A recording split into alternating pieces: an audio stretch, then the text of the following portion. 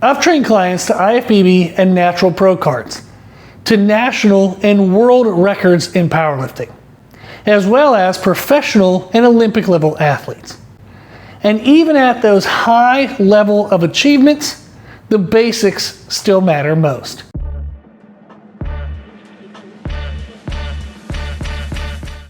One of my newer clients asked what I have clients do to warm up for upper body workouts.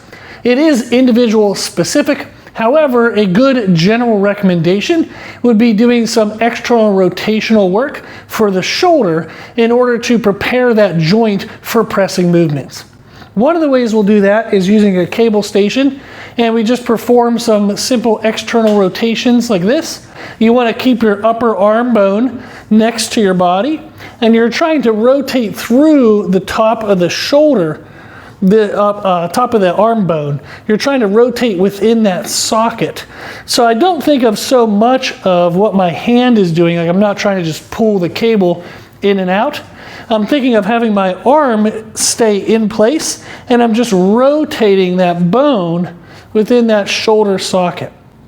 You might find that if you focus simply on this rotational component, that the range of motion is actually really small. And that's okay, because we want it in the rotational aspect, not just simply moving the cable a large distance, but then missing that rotational component.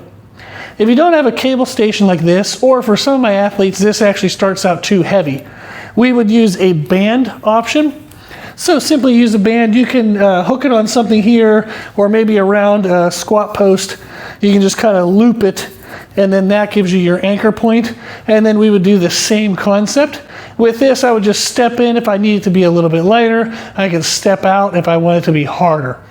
So that is one basic one that we do. However, there's one more I'd like to add to that, and that is an external rotation where it emphasizes the middle of our shoulders, kind of like the shoulder blade area in the thoracic spine. For this, what we do is we grab a band, and I like to perform them underhand.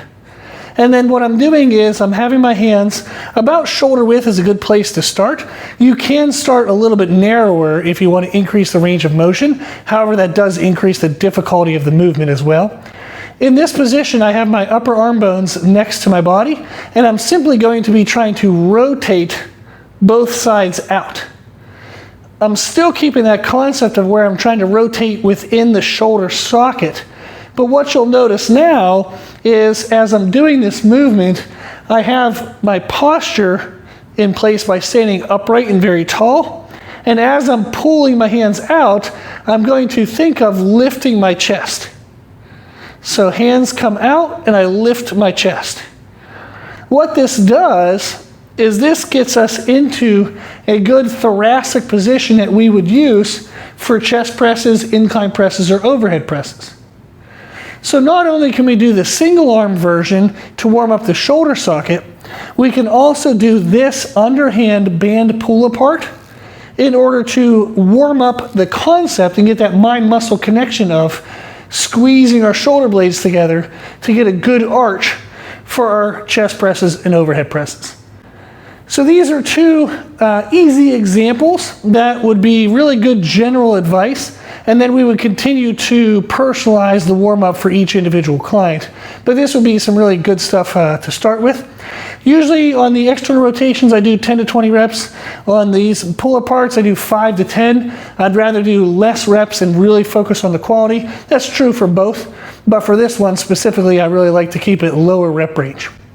So give those two a try. Let me know what you think in the comment section below, and thank you for watching.